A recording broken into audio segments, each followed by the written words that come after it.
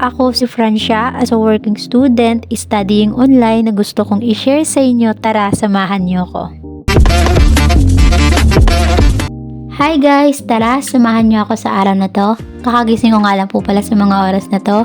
Lumabas na nga rin pala ako para ayusin ko yung mga gamit.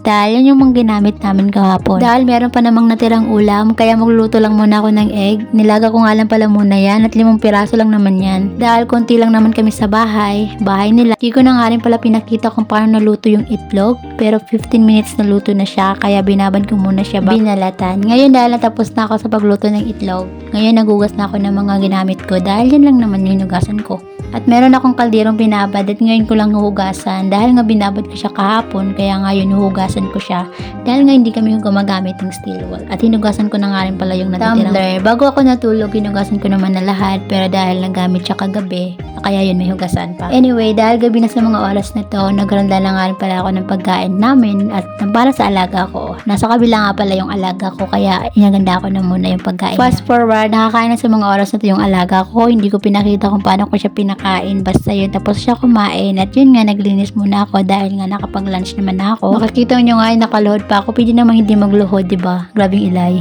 At least tapos na tayo maglinis. Ngayon, hapon na ng mga oras na to, kaya naman naginit na ako ng merienda.